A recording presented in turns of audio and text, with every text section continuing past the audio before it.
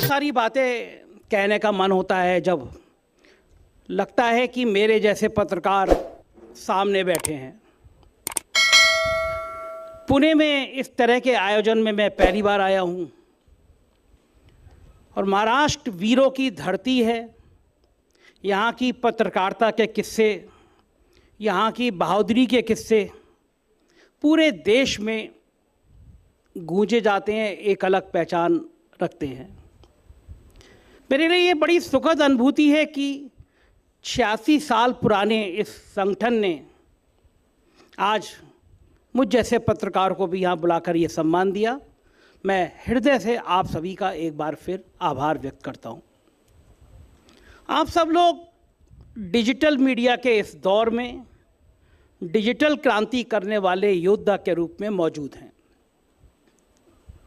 मुझे लगता है कि पिछले कुछ सालों में देश और दुनिया की पत्रकारिता बहुत बदली है। जिस समय देश का एक बड़ा वर्ग जो अपने आप को मुख्य मीडिया कहता था, मेन मीडिया कहता था, अचानक उसका हृदय परिवर्तन सत्ता के कारण होने लगा और वो रुख बदलने लगा, तो देश के आम जनमानस में एक पीड़ा पैदा हुई। उसका भरोसा खत्म हुआ। उसको लगा कि हम खबरें कहाँ से सीखें, खबरें कहाँ देखें। हम पत्रकारिता कर रहे थे, हमें शुरुआत से समझाया गया जो सरकार बताती है वो विज्ञापन होता है और जो सरकार छुपाती है वही खबर होती है। किसी भी पत्रकार का धर्म सत्ता के प्रेस नोट को पढ़ना नहीं होता है, सत्ता की आंखों में आंखें डालकर सवाल पूछना होता है। जब ये पीड़ा बढ़ी तो सोशल मीडिया ने जन्म लिया और सोशल मीडिया की क्रांति के इस दौर में, डिजिटल मीडिया की इस क्रांति के दौर में यूट्यूब का उदय हुआ, यूट्यूब पत्रकारिता का उदय हुआ। मैं आया, मुझे बताया गया, देशमुख जी ने बताया कि आप सब लोग महाराष्ट्र में 3,500 डिजिटल चैनल यूट्यूब महाराष्ट्र में चल रहे हैं। गांव देहात में महाराष्ट्र में क्या हो रहा है ये देश की मेन स्ट्रीम मीडिया नहीं बताएगी, लेकिन यहाँ बैठे हुए जितने बहादुर लोग हैं इन सब के चैनल पर पता चल रहा होगा कि महाराष्ट्र के किस गांव में आज भी पानी नहीं पहुँचा, महाराष्ट्र के किस गांव में सूखे की स्थिति है, महाराष्ट्र के किस गांव में लोग परेशान हैं, कहाँ सरकार की योजनाएं पहुँची या नहीं पहुँची, ये सब आप बता रहे होंगे। और दरअसल आप बता नहीं रहे हैं, आप समाज की सही सेवा कर रहे हैं। आप इस देश को एक नई जागृति दे रहे हैं। आप इस देश में एक नई क्रांति के ध्वज हैं और मेरा आप सब बहादुरों को दिल से सलाम। मैं जानता हूं कि बहुत कठिन है आप लोगों की राह, बहुत परेशानी भरी है आप लोगों की राह, आसान नहीं होता। सत्ता ये कभी नहीं चाहती कि कोई उसकी आंख में आंख डालकर सवाल पूछे। सत्ता कभी नहीं चाहती कि उसकी चाकरी मीडिया ना करे। जब देश की 90% मीडिया एक तरफ खड़ी हो गई हो, पूछती होगी साहब आम काट कर खाते हैं या चूस कर खाते हैं, साहब बटुआ रखते हैं या नहीं रखते हैं, साहब आप थकते क्यों नहीं, आप इतनी मेहनत करते हैं। उस समय के बेरोजगारी की बात करने वाला, उस समय किसानों की बात करने वाला, उस समय ये कहने वाला कि इस देश में हिंदू मुसलमान भाई भाई हैं, आप इनके बीच में दरार क्यों डाल रहे हैं, सत्ता ऐसा क्यों कर रही है, ये सवाल पूछने वाले बहुत कम होंगे, लेकिन जनता उनके साथ खड़ी होती है। और एक पत्रकार की यही ड्यूटी होती है, एक पत्रकार का यही कर्तव्य होता है कि वो ऐसे सवालों को सामने लाए, दिखाए कि इस देश का जो सामाजिक सांप्रदायिक माहौल है वो चंद नेता कैसे खराब करने पर तुले हैं। एक के बाद एक सिलसिले, एक के बाद एक घटनाएं सामने आएंगी और अब जब सिलसिलेवार विश्लेषण करेंगे तो पाएंगे जब देश में चुनाव का माहौल होता है अचानक हमारी सीमाओं पर कुछ कुछ होने लगता है। एक शेर है, शायद राहत इंदौरी का है, सीमाओं पर बहुत तनाव है क्या, देखो क्या चुनाव है क्या। तो उस समय आपको बताना है कि आखिर ये तनाव, ये हिंदू मुसलमान के फसाद चुनाव में क्यों खड़े होते हैं, जिन राज्यों में चुनाव होता है वहां का हिंदू हो या वहां का मुसलमान अचानक खतरे में क्यों आ जाता है? यह छत्रपति शिवाजी की धरती है, जिन्होंने अपनी वीरता से एक नया अध्याय लिखा है। आपको अपनी कलम की पत्रकारिता की धार से एक नया अध्याय लिखना है। राजेंद्र भाई मेरे मित्र हैं, उन्होंने मुझसे कहा कि मैं आप सब लोगों को थोड़ी सी अपनी यात्रा के बारे में भी बताऊं, क्योंकि मैं आज आप सबके जैसा मैं भी हूं, और इस देश और दुनिया ने मुझे जो प्यार दिया है उसकी बदौलत मैं यहाँ तक आ पाया हूँ। मैं बेसिकली लखनऊ में था। 4 PM नाम से एक मेरा शाम का अखबार है वहाँ पे, जैसे यहाँ मिड डे निकलता था मुंबई में, ऐसी मेरा 4 PM नाम का अखबार है। सरकार बदली, भारतीय जनता पार्टी की सरकार आई। योगी आदित्यनाथ जी के एक अफसर हैं, बड़े दुलारे अफसर हैं, उन्होंने 5 महीने बाद मुझे बुलाया, मुझसे कहा कि ये जो तुम पहला पेज छापते हो ये बहुत वायरल होता है सत्ता के खिलाफ। कभी केजरीवाल ट्वीट कर रहे हैं, कभी राहुल गांधी ट्वीट कर रहे हैं, कभी अखिलेश यादव ट्वीट कर रहे हैं। ये करना बंद कर दो, सरकार के खिलाफ मत छापो, हम तुम्हें करोड़ों रुपए का विज्ञापन हर साल देंगे। मैंने उनसे कहा कि आपके पास पिछले सालों के अखबार हैं, आपके डिपार्टमेंट के पास हैं, पिछली सरकार थी, हम उसके खिलाफ भी ऐसे ही छापते थे, और हम किसी के खिलाफ नहीं छापते, हम सत्ता से सवाल करते हैं। अखबार का टोन सत्ता से सवाल करने का होता है। मैं उनसे मना कराया, मेरा प्रस्ताव मुझे मंजूर नहीं हो। ये सब किस्सा मैं आपको इसलिए बता रहा हूं कि आप में से कई लोग ऐसे हैं जिनके सामने मेरी तरह किसी दूसरे रूप में यह परेशानी आई होगी। मैं मना करके आया। श्रीमान अवनीश अवस्थी नाम था उनका, बड़े ताकतवर अफसर थे। अगले ही दिन एक दरोगा मेरे ऑफिस में आता है और मेरे खिलाफ आर्थिक अपराध अनुसंधान की जांच शुरू हो जाती है। जो एप्लीकेशन दी होती है, सुप्रीम कोर्ट का रूलिंग है कि गलत नाम और पते के आधार पर किसी व्यक्ति के खिलाफ जांच नहीं की जा सकती, लेकिन एक फर्जी नाम और पते के खिलाफ मेरी जांच शुरू कर दी जाती है। 6 इंस्पेक्टरों की टीम बनाई जाती है, 18 जिलों में जांच कराई जाती है। उधर ऑफर है, करोड़ों रुपए लो, जैसे बाकी अखबार नहीं छाप रहे हैं तुम भी मत छापो। 1 महीना नहीं बीतता है, 2 गाड़ी भर के लोग आते हैं मेरे ऑफिस पे, हमला हो जाता है। मेरा अखबार मेरी पत्नी के नाम से था। वहाँ की STF बहुत तेज तर्रार है, बहुत एनकाउंटर करती है, आप सब किससे पढ़ रहे होंगे। उनके जो सबसे बड़े ADG हैं अमिताभ अशनाब है उनका, उन्होंने मेरी और मेरी पत्नी पे, मैं हंस के कहता हूँ कि माफिया भी ध्यान करते हैं, परिवारों पर हमला नहीं करते हैं, पत्नी और बच्चों पर हमला नहीं करते हैं। मेरी और मेरी पत्नी पे क्रिमिनल डिफॉर्मेशन सूट दायर कर दिया गया। कहा गया कि सरकार से कंप्रोमाइज कर लो, मुकदमा वापस। हम लोग गए, हमने जमानत कराई, हमने कहा तेवर ये रहेंगे। यहाँ पे आप लोगों के यहाँ राज्य स्तर की मान्यता होती होगी, हमारे उत्तर प्रदेश में भी होती है। मैं उसका जन्म 22 प्रेसिडेंट था, मेरी मान्यता ख़त्म कर दी गई।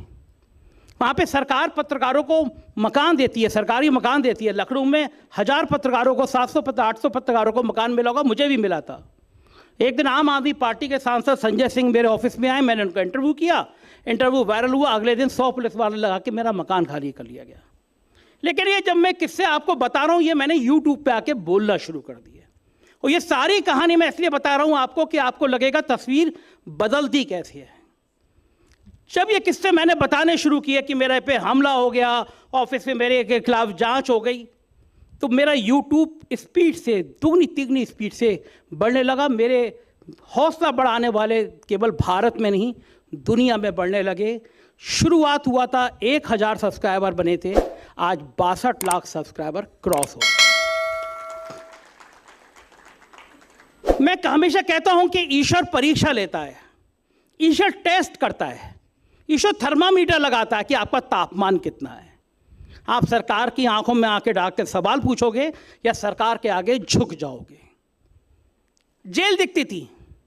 एक इंस्पेक्टर ने कहा, मेरा मित्र हो गया था, कि ये लोग तुम्हारी हत्या तक करा सकते हैं। मैंने उस दिन टर्म इंश्योरेंस किया कि थोड़ा घर पे कर्जा था कि अगर मेरी हत्या हो जाए तो बच्चे सड़क पे ना आए। इन तेवरों के साथ मैंने आंख में आंख डाल के सवाल पूछने शुरू किए। नतीजा ये हुआ कि 4 PM आज दुनिया के 150 से ज़्यादा 200 देशों में देखा जाने लगा। अमेरिका हो, इंग्लैंड हो, हर जगह से लोग मेरे मित्र बन गए, मुझसे सराहना करने लगे। मार्च में मेरे पास Michigan university of Michigan, America से कॉल आया कि हम एक कॉन्फ्रेंस कर रहे हैं, आपको बुलाना चाहते हैं, आप बहुत अच्छा बोलते हैं, अमेरिका में बहुत देखे जाते हैं। मैं खुश हुआ, मैं गया दूतावास में, कलकत्ता दूतावास में वीज़ा के लिए अप्लाई किया। 100 लोग लाइन में लगे थे। वीज़ा बहुत कम लोगों का देते हैं, जिनका अप्रूव कर देते हैं उनका पासपोर्ट रख लेते हैं। 80-90 लोगों का रिजेक्ट हो गया। मेरे से बात सवाल की, बोले congratulation your visa is approved, मेरा पासपोर्ट रख लिया। यूनिवर्सिटी ने ट्वीट किया कि इंडिया के बड़े इन्फ्लुएंसर संजय शर्मा अमेरिका आ रहे हैं बोलने के लिए। पासपोर्ट 4-5 दिन में आ जाता है। जब 10 दिन हो गए तो मैंने मेल किया कि मेरा पासपोर्ट नहीं आया। यूनिवर्सिटी ने 3 चिट्ठी भेजी, लिखकर आया कि अभी प्रोसेसिंग में है। मैंने उनसे फिर कहा कि 20 दिन बचे हैं, फिर आया प्रोसेसिंग में है। और आपको जानकर हैरानी होगी, ताज्जुब होगा, जो मेरे अमेरिका के मित्र हैं वो बताते हैं कि आज तक के इतिहास में नहीं हुआ। 6 महीने हो गए मेरा पासपोर्ट जमा है, मैं मेल करता हूँ, लिख के आता है प्रोसेसिंग में है। मुझे हंसी आई कि भारत है छोड़ो, अमेरिका में भी ये डर पैदा हो जाए कि अगर 4 PM आके अमेरिका में कुछ बोलेगा तो पासपोर्ट यहीं रखो। तो मैं मानता हूँ ये मेरे लिए दंड नहीं है, ये मेरा पुरस्कार है। आप मुझे जितना रोकोगे सीमाएं उतनी बढ़ती चली जाएंगी। लेकिन बहुत खतरे हैं। खतरे इस बात के लिए हैं कि लोग आप पे भरोसा करते हैं तो बड़े भावुक होते हैं। लाइन खिंच गई है।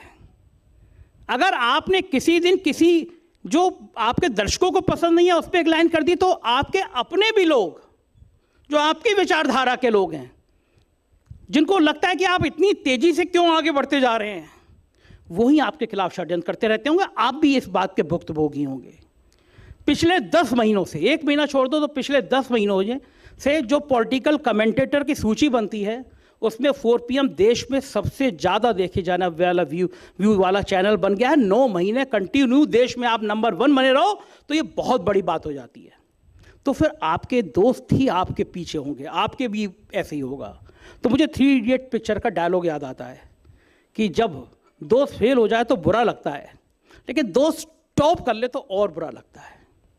तो मेरी सलाह है आप लोगों से कि जब आप पे भी जैसे कोई सवाल उठाने लगे, आपने वीडियो बनाया, लोग सवाल उठाने लगे, ये तो एक्स का बनाया, वाई से मिल गया, वाई का बनाया, जेड से मिल गया, जवाब मत दीजिए। कभी कभी अपने को संकुचित मत करिए। याद रखिए, जिस समय आप पे हमले हो रहे हो, जिस समय आपके अपने हमले हो रहे हो, इसका मतलब साफ है कि आप बहुत सही राह पर चल रहे हैं। इसका मतलब है कि लोग आपसे परेशान हैं। आप भरोसा रखिए, अपने दर्शकों का विश्वास टूटने मत दीजिए और कुछ मत कहिए। आप जो काम करेंगे वो सब दिखता है। YouTube में आप जो वीडियो बोलेंगे सब दिखता है। हमारे कई मुद्दों पे वैचारिक मतभेद होती हैं। मैं इसी पर्दी में आपको बताना चला हूं कि जब उत्तर प्रदेश में 2022 में चुनाव हो रहा था, मैं डिबेट करता था शाम को 6 बजे। जो मेन स्ट्रीम मीडिया के चैनल होते थे उनके व्यू आते थे 8,000 10,000, और एक दिन मैंने डिबेट खत्म करी तो मेरे चैनल के व्यू थे 6 लाख। 6 लाख व्यू थे तो लोग परेशान थे कि यार डिबेट इतनी बढ़िया चल रही है। एक दिन उठा तो देखा मेरा चैनल बंद। मैंने कहा ये क्या हुआ। मैंने 1 घंटे के अंदर 4 PM यूपी के नाम पे शुरू किया और उसके बाद में देश में अलग अलग जगह प्रदर्शन हुए। मेरे बहुत अच्छे एडवोकेट हैं हैदर जी, उन्होंने यूट्यूब को बहुत लंबा चौड़ा लीगल नोटिस दिया। तीसरे दिन डर के मारे यूट्यूब ने सॉरी बोला कि आपका चैनल कंप्रोमाइज हो गया था, खुल गया, लेकिन मेरा दूसरा चैनल तैयार था। अब मैंने कहा मैं इसका क्या करूं, लेकिन 4 PM यूपी के नाम से मैंने यूपी की खबरों के लिए बना दिया। देखिए, कभी कभी जब आपका बुरा करने के सोचते हैं लोग, तो ये मान के चलिए कि अगर आप नेक रास्ते पे हैं तो आपका और बड़ा भला होने जा रहा है। उन्होंने मेरा एक चैनल बंद करने की कोशिश करी। मैंने यूपी का आइडिया नहीं आया था तब तक मैं ये कर सकता हूँ। मैंने 4 PM यूपी के नाम से चैनल बना दिया। 2 दिन पहले उसके भी 6 लाख सब्सक्राइबर हो गए। फिर गुजरात का चुनाव होने को हुए, इनकम टैक्स का नोटिस आ गया कि गुजरात पे ना बोले। तो मैंने वकील साहब से कहा हैदर जी से आप इसका जवाब दीजिए, मैं गुजरात देखता हूँ। गुजरात मैंने ढूंढा, मयूर जानी जैसे बहादुर पत्रकार मुझे मिले, मैंने 4 PM गुजरात लॉन्च कर दिया। मैं कहा जितना रोकोगे, जितना परेशान करोगे, हम उतना आगे बढ़ेंगे। ये संकल्प है, ये दृढ़ शक्ति है, ये भरोसा है। और आज की तारीख में 12 राज्यों के हम लोगों ने चैनल खड़े कर दिए। ये केवल इसलिए हुआ, मैं घमंड करूं मैंने कर दिया, नहीं हुआ, क्योंकि लोग मुझे भरोसा दिला रहे थे। मैंने उनको भरोसा दिलाया था कि मैं मरते मर जाऊंगा, लेकिन इस देश में जो सांप्रदायिक ताकतें हैं उनके खिलाफ आवाज उठाता रहूंगा, उठाता रहूंगा, उठाता रहूंगा। सरकार मुझे जितना रोकने की कोशिश करेगी, जितना दबाने की कोशिश करेगी, मैं उनकी आंखों में आंखें डाल के सवाल पूछता रहूंगा। आज भी मैं अपने सभी साथियों को यह भरोसा दिलाना चाहता हूं, लाख हमले करते रहे लोग, लाख 4PM की साख खराब करने को करें, लाख 4PM पे साजिशें करें, लाख 4PM को बदनाम करें, अगले 1 महीने के अंदर वीडियो देखिएगा। आप सब लोग चूंकि नहीं जानते होंगे, देखिएगा 4PM को, और आप कहेंगे देश का ये वो चैनल है जैसा शेर चैनल इस देश में होना चाहिए। आप अपनी लाइन पे काम करते रहिए, मत देखिए कोई आपके लिए क्या बोल रहा है। आप अपने मन में मजबूत रहिए। आप इस मन में मजबूत रहिए कि अगर कोई सत्ता इस देश में गलत कर रही है तो हम उस पर सवाल उठाएंगे। अगर इस देश में कोई हिंदू मुसलमान की ताकतों को तोड़ने की कोशिश कर रहा है तो हम उस पर सवाल उठाएंगे। इस देश के आम आदमी को, किसान को, गरीब को, बेरोजगार को कोई परेशान करने की कोशिश कर रहा है तो हम उसके साथ खड़े होंगे। एक बात और बताऊं, मैं आप लोगों का ज्यादा समय तो नहीं ले रहा ना, एक बात और बता रहा हूं। देश के गृह मंत्री ने कहा कि पत्रकार को एक्टिविस्ट नहीं होना चाहिए। मैंने उस दिन वीडियो बनाया, मैंने कहा कि पत्रकार को 100% एक्टिविस्ट होना चाहिए। अपने आसपास क्या घट रहा है उसे जरूर देखना चाहिए, गलत चीज का विरोध जरूर करना चाहिए। उत्तर प्रदेश में अखिलेश यादव जी की सरकार थी, एक राजीव कुमार प्रमुख सचिव नियुक्ति बने, एक जमीन घोटाले में उनका नाम आया, 3 साल की सजा हुई, उनको 1 महीने की छुट्टी भेजा गया, दोबारा उनको उसी जगह फिर तैनात कर दिया गया। मैंने जनहित याचिका दायर कर दी हाई कोर्ट में, अखिलेश यादव जी की सरकार थी, और मैंने कहा कि जब आम आदमी को 2 साल चुनाव लड़ने के लिए रोक दिया जाता है, सरकार नहीं अलाउ करती है, इस पर सजा हो, तो किसी IAS को 3 साल की सजा के बाद नौकरी कैसे करने दी जा सकती है। आप सबको बताते हुए मुझे खुशी होगी, पहली PIL मेरी थी और आखिर में उस ताकतवर IAS को जेल जाना पड़ा।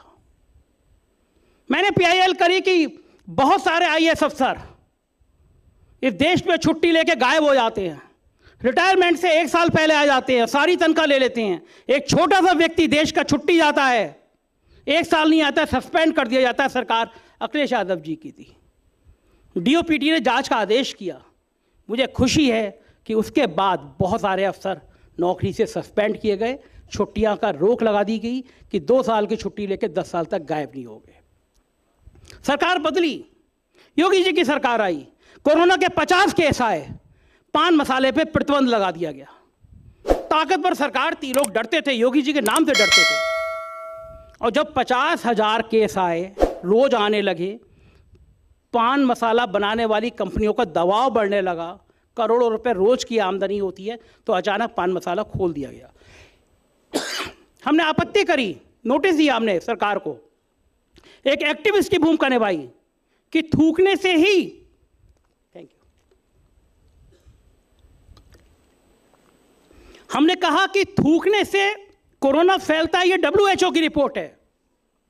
सरकार ने नहीं सुनी, मैंने जनहित याचिका दायर करी कि पान मसाला प्रतिबंध होना चाहिए। ये एक्टिविस्ट की भूमिका मुझे करना चाहिए। कोरोना में गंगा लाशों से पट गई थी। जो कह रहे थे कि मां गंगा को स्वच्छ करने वाले आए हैं, उन्हें ध्यान नहीं था। हमने NGT में कहा, NGT में कहा कि ये लाशें जो आ रही हैं बह के, ये गंगा को खराब कर रही हैं। NGT में सरकार उल्टी खड़ी हो गई, 10-10 वकील खड़े थे लेकिन मेरी रिट पर NGT ने भारत सरकार को, बिहार सरकार को, उत्तर प्रदेश सरकार का नोटिस जारी कर दिया। उत्तर प्रदेश में एक बहुत बड़ी बिल्डिंग बनी जयप्रकाश नारायण केंद्र की, JPNIC कहते हैं, 1000 करोड़ की बिल्डिंग बनी। बिल्डिंग बनाने वाला सांसद था, मुलायम सिंह जी का करीबी था, नाम था संजय सेठ। जैसे योगी जी बने, उसने जांच शुरू कर दी, योगी जी ने, ये बिल्डिंग गड़बड़ बनी है।